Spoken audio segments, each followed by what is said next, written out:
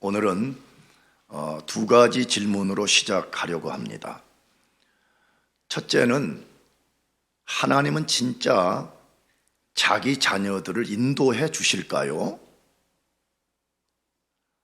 두 번째 질문은 하나님이 진짜 자기 자녀들을 인도해 주신다면 어떤 방식으로 인도해 주실까요? 이 첫 번째 질문에 대한 대답은 하나님은 구원받은 자기 자녀들을 반드시 인도해 주십니다. 할렐루야. 반드시 구원받은 자기 자녀들을 하나님이 인도해 주십니다. 왜 반드시 인도해 주실까요? 여러 가지가 이유가 있는데 두 가지만 소개하면, 첫 번째 이유는 하나님이 인도해 주지 않으시면 자기의 자녀들이 이 세상이라는 광야를 성공적으로 통과할 수 없기 때문에 반드시 인도해 주십니다. 인도해 주시는 두 번째 이유는 하나님은 자신이 약속한 것에 대하여 절대로 거짓말을 하지 않으시기 때문에 자기 자녀들을 인도한다고 선언하신 하나님이 그 약속대로 반드시 인도해 주시기 때문에 그렇습니다. 그래서 성경의 많은 곳은 하나님의 약속으로 구성이 되어 있어요. 근데 그 중에 하나님이 자기 백성을 인도하겠다는 약속이 셀 수 없이 많은데 그 중에 두 곳만 소개하려고 그래요. 하나는 시편 23편 3절이에요. 내 영혼을 소생시키시고 자기 이름을 위하여 의의 길로 인도하시는도다. 유명한 시편 23편 여호와는 나의 목자시니 하는 말씀 속에 들어있는 말씀인데, 하나님이 자기 백성들을 반드시 인도한다는 선언이 뭐예요? 자기 이름을 위하여. 누구 이름 위하여? 자기 이름. 하나님의 구원받은 백성은 우리 눈에는 보이지 않지만 지금 하나님 그분이 자기 이름을 우리에게 걸어놓은 거예요. 여기다가 만일에 우리가 실패한다면 하나님의 이름이 실패하는 거예요. 그러므로 자기 이름을 걸어둔 자기 백성의 실패를 하나님이 허락하지 않기 때문에 반드시 자기 이름 때문이라도 하나님의 백성들을 인도해 주신다고 말씀해. 그걸 믿으시기 바랍니다. 아멘. 여러분이 진짜 구원받은 자녀들이 맞다면 이걸 우리가 확실하게 믿어야 돼. 그래서 내가 최근에 자꾸 하나님 자녀가 되지 않은 상태에서 교회만 나오는 그런 생활을 하지 말라고 자꾸 도전하는 거예요. 우리가 거듭나서 하나님의 자녀가 탁 되면 그 순간에 하나님이 자기 이름을 우리에게 딱 걸어두시고 자기 이름의 영광을 위해서 우리를 끝까지 인도해 주신다는 거예요. 두 번째 말씀은 시편 48편 14절 말씀인데, 이 하나님은, 물론 그 앞절에 지시하는 것을 말하는데 우리의 하나님은 그 말이죠. 이 하나님은 영영이 우리 하나님이시니 그가 우리를 죽을 때까지 인도하시리로다. 할렐루야. 언제까지 인도해요? 죽을 때까지. 아니, 정확하게는 천국에 들어가서도, 너희 천국에 들어왔으니까 이제 너희 마음대로 살아라, 그게 아니고 천국에 가서도 영원히 우리의 목자가 되신 하나님이 우리가 거듭나는 순간부터 영원한 시간까지 인도해 주시겠다고 하나님이 선언해요. 여러분, 이걸 믿읍시다. 아멘. 내 생각에는 이것만 우리가 진짜 이 두 구절만 말씀 다 완벽하게 믿으면 더 설교할 필요도 없어요. 설교를 더 들을 필요도 없는 거예요. 왜? 하나님 그분이 구원한 자기 백성들을 인도하겠다고 자신의 이름을 걸고 선언을 하셨기 때문인 것입니다. 그런데 하나님의 인도는 우리를 단순히 우리가 원하는 어떤 지점으로만 데려가는 것을 말하지 않아요. 잘 기억해야 돼요. 내가 뒤에서도 말씀드리겠지만 얼마나 많은 사람들이 하나님의 인도가 무엇인지를 제대로 이해하지 못하고 얼마나 많이 오해하는지. 그래서 하나님의 인도를 갈망해요. 그걸 달라 그래. 근데 그 내용을 들여다보게 되면 하나님 당신이 내 삶에 주 되시는 것은 원하지 않는다는 거예요. 내가 원하는 어떤 목표 지점까지만 데려달라 이렇게 요구한다 이 말이에요. 그런 건 하나님의 인도가 아니에요. 물론 하나님은 자신이 목표하는 어떤 지점으로 우리를 데려가는 것은 맞지만 하나님의 인도의 핵심은 뭐예요?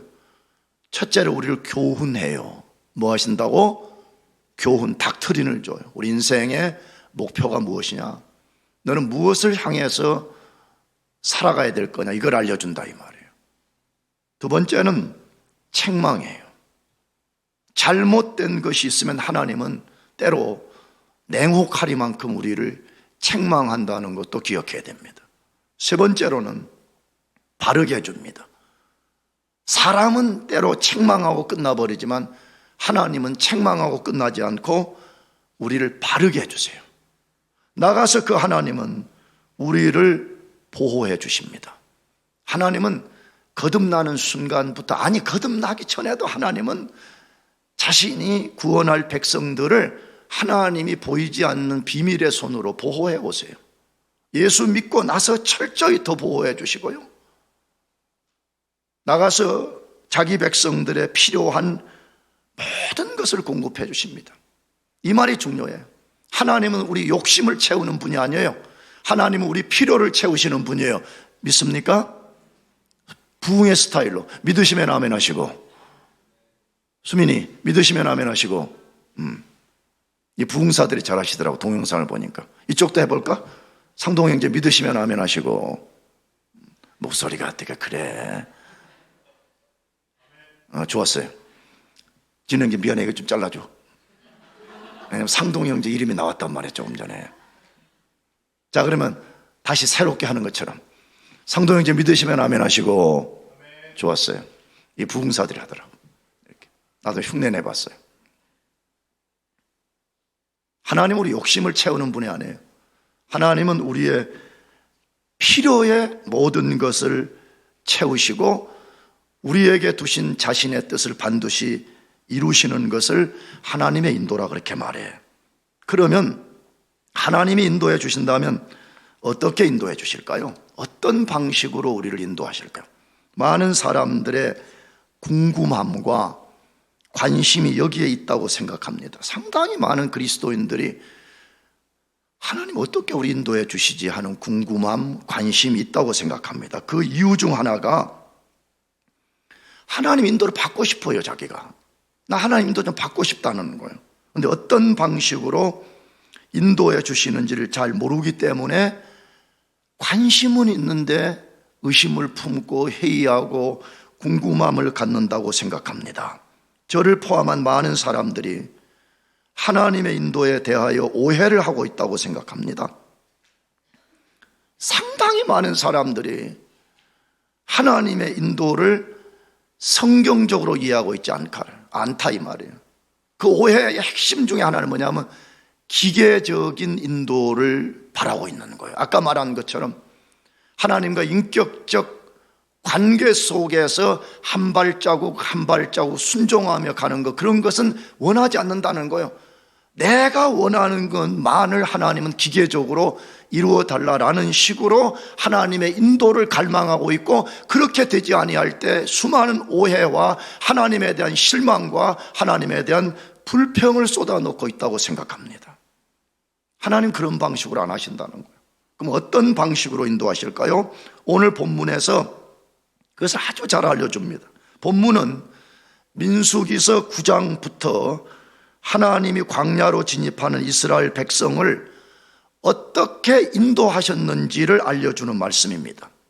그런데 이 말씀을 이거 뒤집어 놓으면 우리 편에서 보면 우리가 어떻게 하나님의 인도를 받을 수 있는지를 알려주는 말씀이기도 합니다. 배경이 무엇이지요? 이스라엘 백성이 출애굽해서 시내산 앞 광야에서 약 1년간 머물렀습니다. 정확하게는 11개월을 머물렀는데, 이제 1년을 머물렀을 때 하나님이 때가 됐다고 판단하시고 그들을 바란 광야를 거쳐서 약속의 땅인 가나안으로 향하게 한 사건입니다. 그런데 이 사건에 속한 민수기 10장에는 크게 세 가지 사건이 구성이 되어 있어요. 첫째로는 이스라엘 백성이 시내 광야를 출발하기 전에 하나님이 명령을 내렸어요. 무슨 명령이냐 그러면 은으로 된 나팔 2개를 만들라고 하셨습니다. 그리고 그것을 부는 방식에 따라서 백성들이 어떻게 모이기도 하고 흩어지기도 하고 행군하기도 하고 멈추기도 하라 하는 것을 알려주셨습니다. 두 번째 사건은 이스라엘 백성이 시내 광야에서 바란 광야로 향할 때에 어떤 원리로 어떤 원리로 그 광야를 통과해 갈 것인지를 말씀한 내용입니다. 세 번째 사건은 모세가 이제 그 광야로 진입해 들어갈 때 자기의 처남인 호밥이라는 사람이 있었습니다. 그런데 호밥에게 광야를 지날 때에 이스라엘 백성의 안내자가 되어 달라고 2번 부탁을 했는데 거절을 당했더라라고 한 사건이 거기에 기록이 되어 있습니다. 이 세 가지 사건을 통해서 하나님이 오늘 우리가 어떻게 하나님의 인도를 받는 것인가, 하나님의 인도를 받는데 우리에게 필요한 것이 무엇인가를 알려줍니다. 자, 그렇다면 우리가 하나님 인도 받으려면 어떻게 해야 되냐는 거예요. 하나님 인도 받는데 뭐가 필요하냐는 거예요. 첫 번째로 깨어서 경고의 말씀에 귀를 기울이고 순종하라고 말씀합니다. 다시 하나님 인도 받으려면 첫째 뭐 해야 된다고요? 깨어서. 말로 해요. 뭐라고 해서? 깨어서. 무슨 말씀에? 경고의 말씀에 귀를 기울이고 우리가 즉각 순종해야만이 하나님의 인도를 받을 수 있다고 말씀합니다. 하나님은 시내 광야를 떠나서 바란 광야를 통과하여 가나안 땅으로 향하는 이스라엘 백성을 신실하게 인도해 주셨습니다. 여러분이 자꾸 성경을 읽지도 않으면서 우리 인도해 주냐 안 해주냐 갈등만 하다가 인생을 허비하지 말고, 내가 지난 금요철에 때도 말씀을 드렸지만 먼저 성경을 꼼꼼하게 읽어보라고, 검사를 해보라 이 말이에요. 진짜 하나님은 살아계신가 안 살아계신가, 진짜 자기 백성을 인도해 주시는가 안 해주신가를 다 점검해보고, 만일에 하나님은 살아계신 분이 아니요 하나님은 자기 백성을 인도해 주지도 않는다고 진짜 확정이 되면 여러분 교회도 나오지 말고 하나님도 믿지 말고 여러분 마음대로가 살아도 돼요. 그러나 내가 경험한 바로는 우리가 방금 말씀드린 그 행위를 진짜 진실하게 한다 그러면 하나님이 자기 백성들을 얼마만큼 신실하게 인도하는가를 두 눈으로 분명하게 볼 수가 있습니다. 그럼 하나님은 어떻게 이스라엘 백성 인도해 주셨습니까? 첫째는 성막 위에 떠 있는 구름과 불기둥이었습니다. 정말 장관이었을 것 같아요. 우리가 간혹 이 스테이트 칼리지에서도 구름이 멋지게 떠 있는 모습들을 보면 감탄사가 나오잖아요. 어두운 밤에 하늘에 보름달이 떠 있을 때 우리도 그냥 시인이 되는 것 같지 않아요? 근데 날마다 성막 위에 낮에는 구름기둥, 밤에는 불기둥이 이스라엘 백성을 비추고 하나님이 너희와 함께 한다는 것을 보이시고 이스라엘 백성을 인도해 주셨습니다. 오늘 본문에 보니까 두 번째는 이스라엘 백성 앞에 선 법궤였다 그렇게 되어 있습니다. 법궤가 이스라엘 백성 제일 앞서서 서서 이스라엘 백성들의 가는 길을 보여줬다라고 되어 있습니다. 세 번째는 은나팔 2개를 만들고 그것을 불어 그 소리를 통해서 인도하셨더라 그렇게 되어 있습니다. 그게 우리가 아까 읽은 민수기 10장 1절에서 10절까지 말씀입니다. 하나님이 광야로 들어가는 이스라엘 백성을 얼마나 다양한 방식으로 얼마나 신실하게 인도하셨는지를 보여줍니다. 구름과 불과 법궤를 통해서는 하나님이 자기 백성들을 인도한다는 것을 눈으로 보게 만들었습니다. 이 시각적으로 보게 만든 사건이었습니다. 은나팔을 통해서는 하나님이 자기 백성을 인도하는데 귀로 듣게 만들었습니다. 이게 바로 하나님이 하시는 일입니다. 믿으시기 바랍니다. 하나님은 모든 방법을 통해서 자기 백성들을 인도하시는 분인 것입니다. 그러면 은나팔을 통한 인도의 방식은 무엇일까요? 나팔을 부는 방식에 따라서 백성들이 어떻게 움직여야 될 것인지를 7가지로 알려주셨습니다. 그런데 그 7가지를 우리가 다 하나씩은 공부할 수는 없겠어요, 시간상. 그런데 간단하게만 요약을 하면 2개의 나팔을 한꺼번에 불면 온 회중이 성막 앞에 모여야 됐습니다. 하나만 불면 1000부장 이상의 족장들이 모여야 됐습니다. 나팔을 한 번 짧게 불면 동편에 진을 친 족속이 움직이고 2번 짧게 불면 남편에 진을 친 족속이 움직여야 됐습니다. 나가서 전쟁에 나갈 때는 짧게 불고 제사와 절기 때에도 그렇게 불어야 된다라고 했습니다. 그 7가지 방식을 정확하게 거기에 소개를 해놨습니다. 왜 하나님은 그 방식으로 이스라엘 백성을 인도하셨을까요?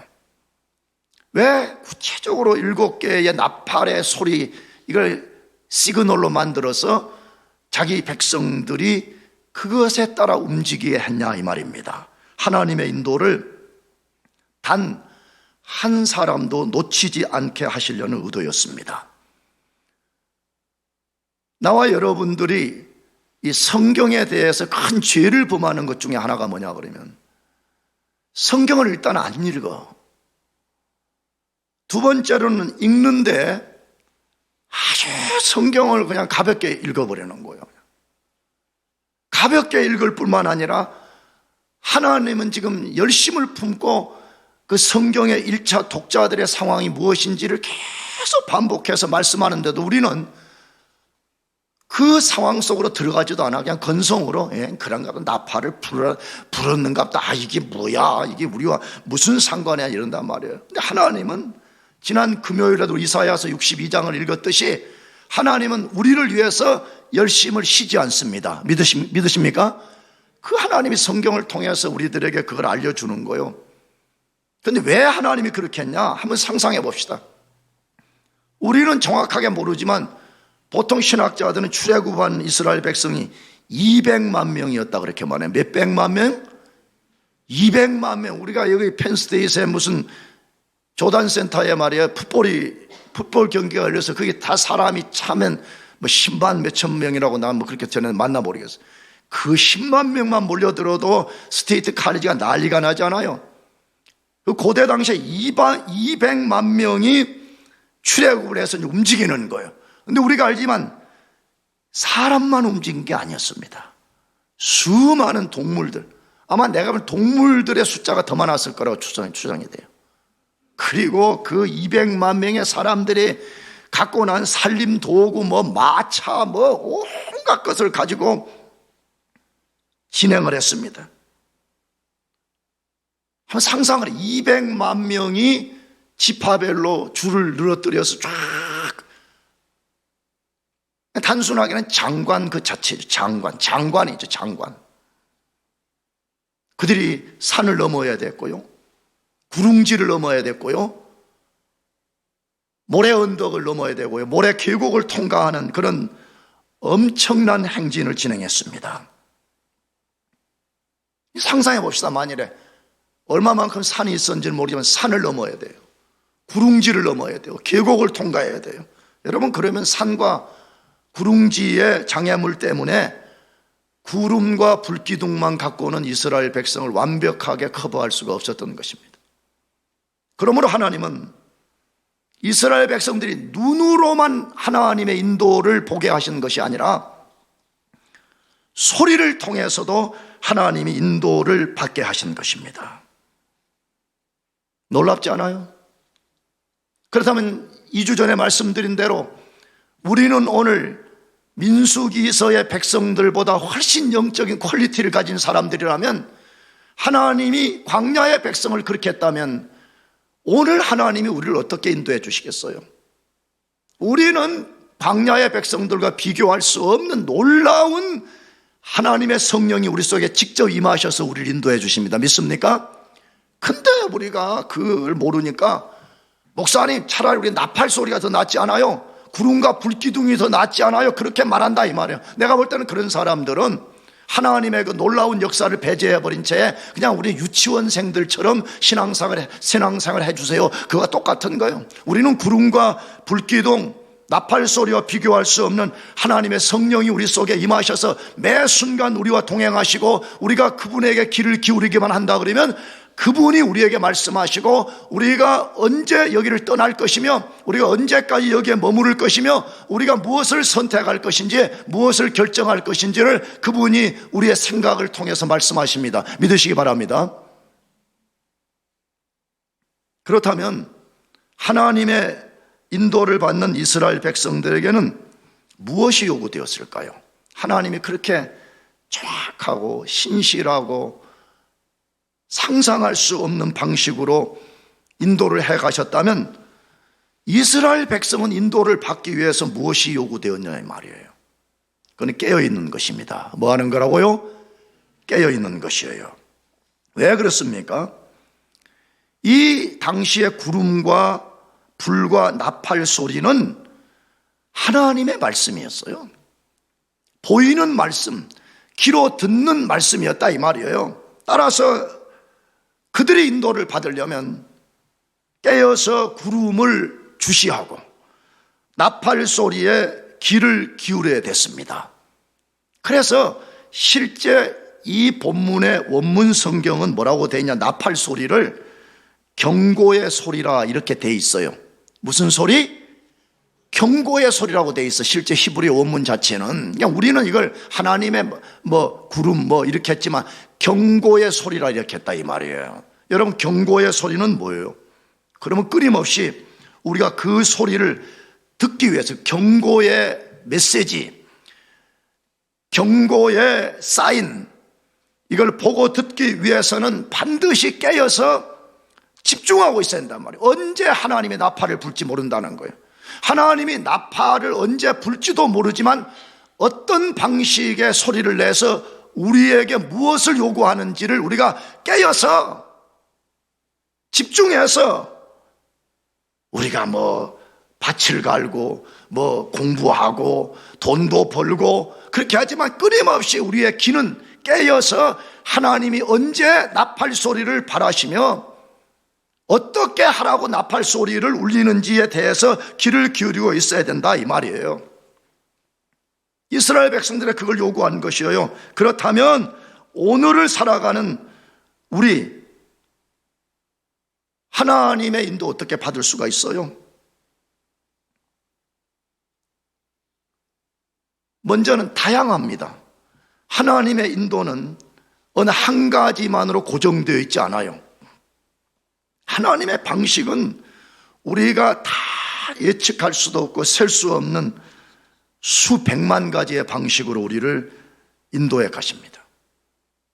그러나 특별히 모든 하나님의 백성을 공통적으로 인도하는 거 한 가지가 있는데, 그것은 성경에 기록된 하나님의 말씀을 통해서 인도하십니다.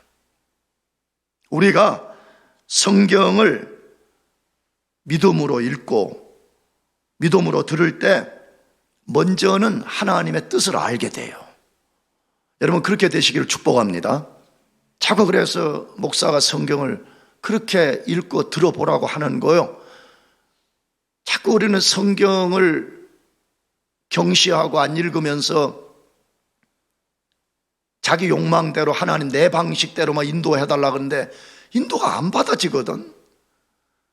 그러니까 사람들이 뭐라고 하냐, 거짓말이라는 게 하나님은 우리 인도 안 해준다 이런 식이다 이 말이에요. 근데 하나님의 방식은 그 방식이 아니라고요. 우리에게 먼저 너희가 반드시 그대로 되는 하나님의 말씀을 읽으라고 말해. 그 말씀을 잘 들으라고 말해. 그 말씀을 깊이 묵상해 보라 그래. 그럼 먼저 너를 향한 하나님의 뜻이 무엇인지를 딱 알게 된다 그래. 사실이에요. 하나님은 먼저 딱 주의 말씀을 통해 가지고 우리에게 너가 하지 말아야 될 것과 해야 될 바운더리가 뭔지를 딱 우리에게 먼저 이렇게 딱 바운더리를 쳐줘요.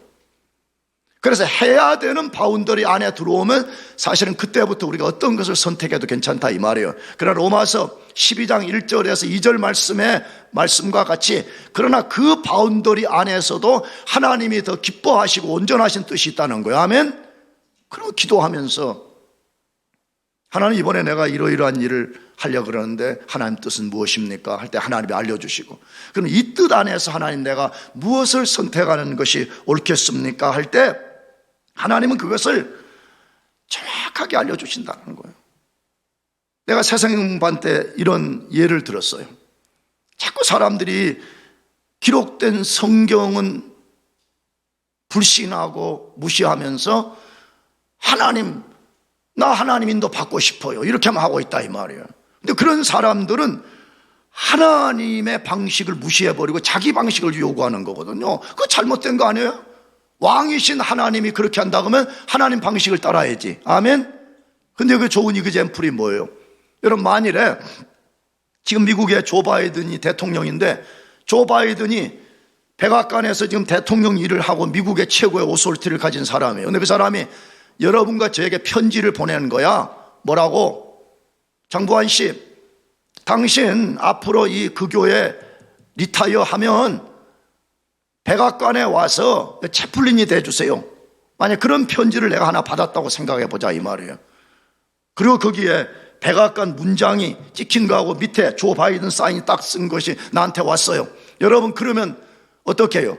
그 편지 믿겠어요 안 믿겠어요? 대답해 봐요. 믿지 않아요 여러분들. 여러분 회사 잡을 때 회사 가보지도 않았는데 인터뷰하고 그 회사에서 이메일만 날아와도 그거 믿고 난리 법석을 피잖아요. 자랑하고 막. 그럼 왜 조 바이든 대통령이 보낸 그 레터를 우리가 믿는 거죠? 그건 먼저 그 레터를 믿을 만한 모든 오소리티 개런티가 돼 있을 뿐만 아니라 현재 조 바이든이 살아있고 조 바이든이 미국 대통령이기 때문에 우리가 믿는 거잖아요. 만일에 조 바이든이 죽어버리고 없다 그러면 우리는 그 레터의 오소리티를 믿을 수가 없다 이 말이에요. 근데 조 바이든이 살아있다 이 말이에요. 그러니까 우리가 그것을 보지 않고도 믿는 거잖아요. 그러면 하나님이 보낸 우리에게 레터 말이에요. 하나님 자신의 모든 생명을 불어넣은 사인을 해서 우리에게 보낸 이 성경을 우리가 믿을 가치가 있다. 왜? 그분은 살아계신다면 아멘. 그분은 온 우주 만물의 왕이시라 이 말이에요. 근데 그분이 우리에게 이 레터를 보내가지고 우리를 향한 자신의 뜻이 무엇인지를 성경 안에 다 기록해 놓았다 이 말이에요. 나는 그걸 믿는 사람이에요. 이 성경 안에는 우리의 필요한 모든 게 다 들어있어요. 우리에게 하나님이 보실 때 그래 너는 요 필요면 돼. 요 안에 다 들어있어요. 만약에 하나님이 알려주시도 않은 것을 우리에게 요구한다, 그런 거 없어요.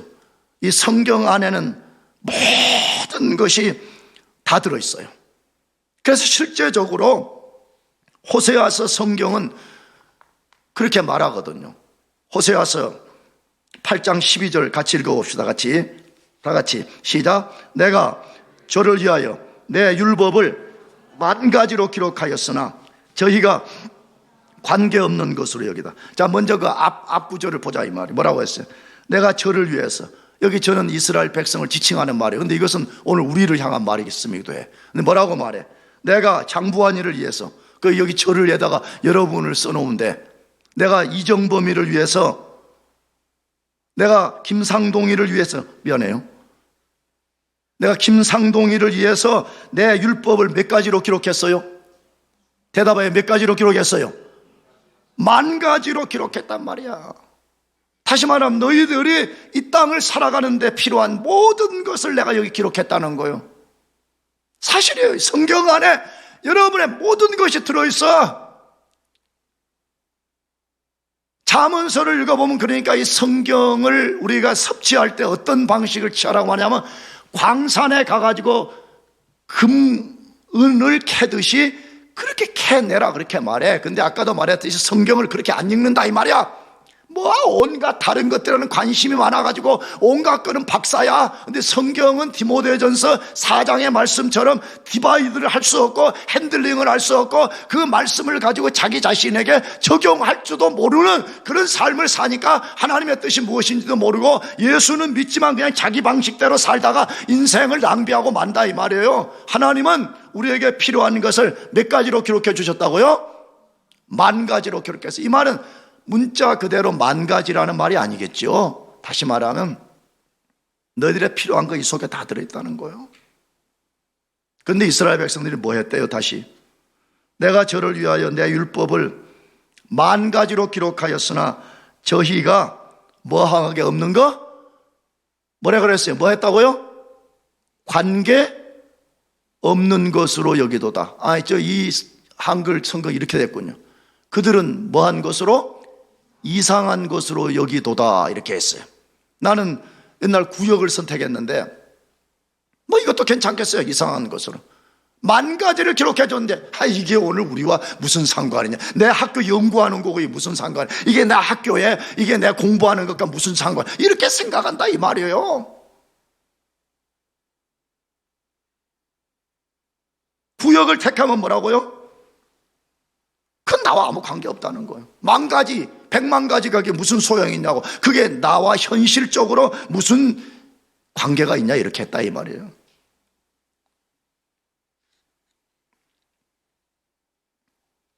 여러분, 하나님 우리에게요, 나는 이렇게 표현하고 싶어. 우리에게 필요한 말씀을 100,000가지로 기록해 주셨어요.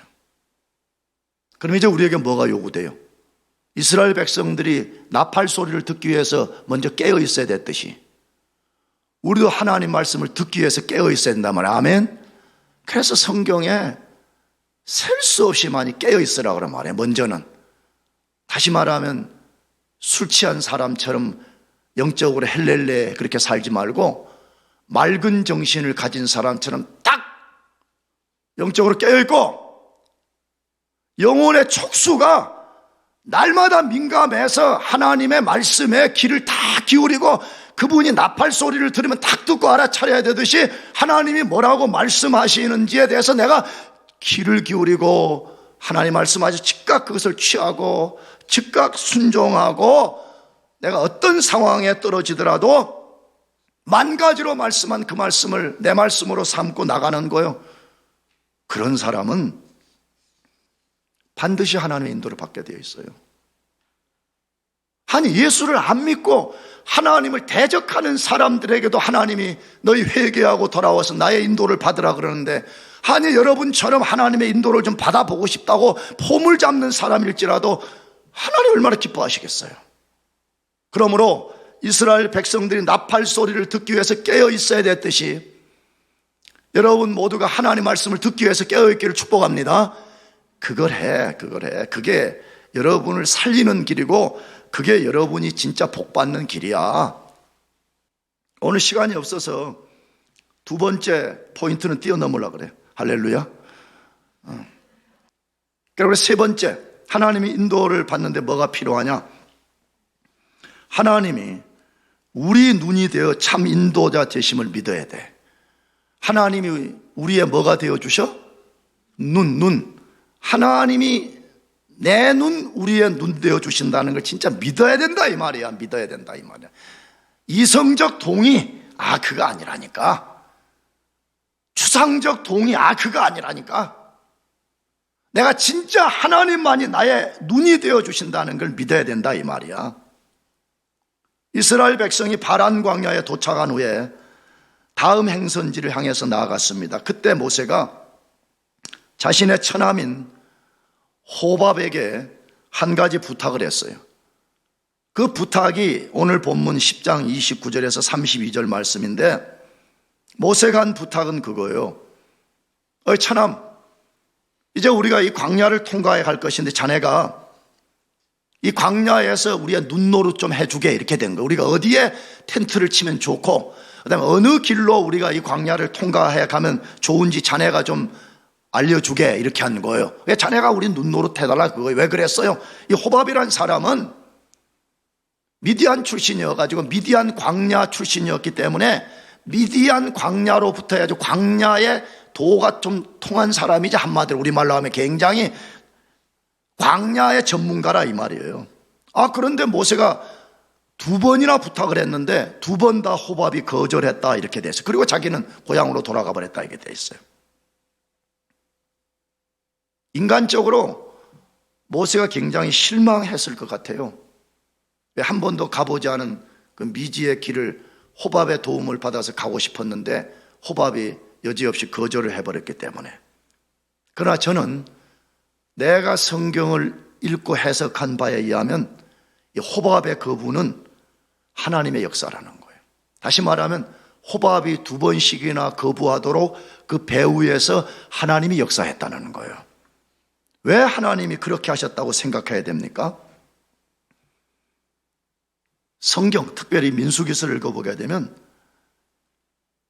하나님은 자기 백성을 하나님 자신이 인도하겠다고 선언해. 다시 말하면 사람의 도움 필요 없다는 거예요. 인간의 눈 필요 없다는 거예요. 인간의 눈을 지칭하는 인간의 지혜, 인간의 능력, 세상의 지혜, 세상의 능력, 그런 거 하나도 필요 없다는 거예요. 하나님이 내가 직접 할 것이라는 게, 할렐루야. 여러분, 이게 하나님의 선언이에요. 이게 하나님이 광야의 백성들과 우리를 향한 하나님의 선언이에요. 나는 그래서 진짜로 우리가 하나님을 믿는다면요, 우리가 교만하지 않은 가운데요, 우리가 당당해지는 거예요. 우리가 담대해지는 거예요. 우리가 너무나 날마다 우리 영혼에 어깨를 딱 펴는 거예요. 왜? 하나님이 우리를 구원하신 이후에 우리 인생에 가는 그 길을 하나님이 그 누구에게도 맡기지 않겠다는 거예요. 인간의 눈 필요 없다는 거예요. 세상의 지혜 필요 없다는 거예요. 세상의 능력 그런 거 없어도 된다는 거예요. 하나님이 하시겠다. 아멘. 하나님이 직접 눈이 되시겠다고 선언했기 때문에 호밥의 도움 필요 없다는 거예요. 하나님이 친히 인간의 눈이 되어 주시겠다라고 하신 거예요. 그래서 하나님이 모세의 2번씩의 요청에 호밥이 거절하고 돌아가게 만들어버린 거예요. 여러분, 때로 우리 인생에 그런 일이 일어나는 거예요. 이걸 하나님의 섭리라 그래. 우리는 다 이해하지 못하지만 분명히 내가 인간의 어떤 눈의 지혜를 받고 싶은데 뭐가 안 열려, 뭐가 안 돼. 어떤 때는 그게 하나님의 역사예요. 왜? 너는 그런 인간의 지혜 필요 없다는 거예요. 인간의 능력 필요 없다는 거예요. 나 여호와가 너의 눈이 되어 주시겠다 하면, 왜 그러면 하나님은 그런 선언을 하신 거예요? 먼저는 하나님은 자기 영광을 다른 사람과 절대 나누기를 원하잖아요. 하나님은 자기가 하시는 일을 통해서 나타나는 자기 영광을 절대 다른 것과 나누지 않아요. 이스라엘 백성을 만일에 하나님이 가나안 땅까지 인도했는데 나중에 호밥이 나타나가지고 내가 그거 광야에 인도해가지고 백성들이 텐트도 치고 길도 한 거야. 그러면 하나님의 영광이 반감된다 이 말이야. 하나님 그런 거 원하지 않는다는 거예요. 내가 할 것이라는 거예요. 나가서 왜 하나님이 그렇게 하시는 거예요? 여러분, 하나님의 눈은요, 이 세상에 살고 있는 70억 인구의 눈보다 밝고 더 분명한 분이에요. 믿습니까? 하나님은 우리 인간의 눈과는 비교할 수 없어요. 우리 인간은 눈앞에 있는 것밖에 못 보잖아요. 우리 인간은 눈앞에 있는 것도 제대로 본질이 무엇인가를 꿰뚫어보는 통찰력이 없잖아요.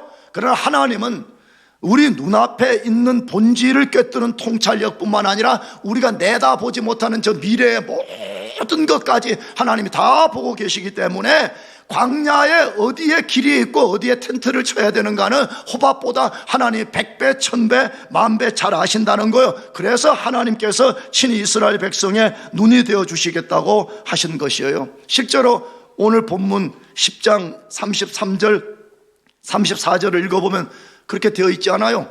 이제 호밥이 거부하고 자기 고향으로 가버린 뒤에 하나님이 직접 이스라엘 백성을 인도했습니다. 그게 뭐죠? 제일 먼저 법궤를 앞장 세운 거예요. 우리가 알지만 법궤는 하나님의 임재를 보여주는 거잖아요. 아멘. 하나님, 내가 너희들이 앞장 섰다는 거예요. 두 번째는 구름과 불기둥이었습니다. 나아가서는 분명하게 백성들이 들을 수 있는 나팔 소리를 듣게 해서 하나님 여호와 그분이 직접 이스라엘 백성을 인도했더라, 그렇게 되어 있습니다. 그러면 오늘 우리가 하나님의 인도를 받는 데 있어서 우리에게 요구되는 것은 무엇이에요? 하나님만이 여러분과 저의 참 눈이 되어 주심을 믿어야 됩니다. 그걸 믿읍시다 하면 자꾸 장난치지 말아요. 여러분 나쁘게 도전하는 게 아니에요. 자꾸 무슨 신앙생활이라는 게 뭐 장난치는 거 그런 게 신앙생활이 아니에요. 거짓의 끈을 붙드는 거 신앙생활 아니잖아요. 내가 지난주에 말씀드린 죽은 시체에다가 무슨 화장품을 더 칠하는 게 신앙생활이 아니잖아요. 신앙생활의 본질은 뭐예요? 여호와 하나님만이 나의 눈이 되신다면 나는 어디서 왔다 어디로 가는지 몰라. 나는 내 미래를 무슨 일을 해야 되는지 아무것도 몰라. 나는 내 인생의 앞에 있는 것의 본질이 뭔지를 아무것도 몰라. 눈은 가졌으나 볼 수 없는 장님 같은 때가 얼마나 많아. 그러나 하나님 그분만이 나의 참 눈이 되어 주셔서 모든 것을 알게 하시고 보게 하시고 가게 하시고 결정하게 하시고 선택하게 하시고 멈추게 하시는 일을 하나님이 다 하신다는 거예요. 그걸 믿읍시다. 아멘. 그래서 우리는 유명한 어떤 신학자의 말처럼 우리 이성으로 하나님을 제한시켜서는 안 됩니다. 얼마나 많은 사람들이 하나님을 믿노라고 말하면서 하나님의 전지하고 전능한 능력을 제한할 때가 얼마나 많은지 모릅니다. 왜 그래요? 자기 눈이 더 낫다고 생각하는 거예요. 자기 지혜, 자기 능력이 하나님보다 더 낫다고 여기기 때문에 하나님 당신은 나의 눈노릇 해주지 말라는 내가 할 것이라는 거예요.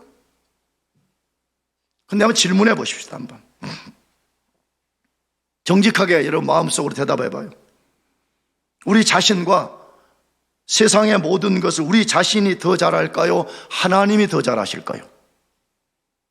만일에 여러분은 우리 자신이 더 잘 알아요. 그럼 그렇게 살아요. 나는 하나님이 내가 내 자신을 아는 것, 내가 세상을 아는 것보다 1000배, 10,000배, 아니 비교할 수 없이 하나님 그분이 완벽하게 아신다는 것을 믿습니다. 왜 그래요? 그분이 만물을 창조했어요. 하면 여러분 창조했으면 창조주가 제일 세상을 잘하는 거지. 아니 우리도 그렇잖아요. 내가 만약 자동차를 하나 만들었으면 자동차를 만든 내가 더 잘 알지. 상동이 형제가 와가지고 목사님 자동차는 그렇게 바퀴로 타는 게 아닙니다. 썰매처럼 타는 겁니다. 그런 식으로 말하면 그게 말이 되냔 말이야. 그렇잖아. 이정범에 와가지고 목사님 이런 것은 엔진으로 가는 게 아니라 뒤에서 밀고 가는 겁니다. 이런 식으로 말이야. 우리가 그렇게 한다 이 말이야. 하나님이 천지 만물을 창조해서 그 원자 하나까지 자세하게 알고 원자 하나라도 하나님의 통치 밖에서 존재하는 것이 없도록 하심에도 불구하고 우리는 날마다 그렇게 말한다 이거예요. 하나님은 그냥 하나님 눈노릇 하시고 나는 내 눈 가지고 내가 살겠습니다. 그렇게 말한다 이 말이에요. 그러니까 하나님 인도를 하시는데도 나와 아무 상관이 없다 이 말이야. 10,000가지를 기록해서 우리 삶을 인도하겠다고 약속을 줬는데 그게 나와 아무 상관이 없다 이 말이에요. 그러므로 우리가 하나님 인도 받으려면 이 시간 결단해야 돼요. 뭘 결단해야 돼요? 이제부터 나의 눈은 내가 아니고 하나님이다 하면 나의 눈은 사람도 아니라는 거예요. 나의 눈은 세상의 어떤 지혜와 능력도 아니라는 거예요. 나의 눈은 여호와 그분 한 분밖에 없다는 것이에요. 그래서 그분이 여러분의 눈이 되셔서 여러분이 언제까지 스칼에 머물 것이며 언제 스칼을 떠날 것이며 그 다음에 어느 인생의 광야에 가서 내 남은 또 다른 삶의 텐트를 칠 것인가, 하나님 그분이 여러분을 인도해 주시도록 여러분이 구해야 돼요. 그래서 여러분 모두가 하나님의 인도를 잘 받아서 인생을 낭비하지 말고 매 순간 매 순간 하나님의 인도 속에 살아가시기를 축복합니다. 기도하겠습니다.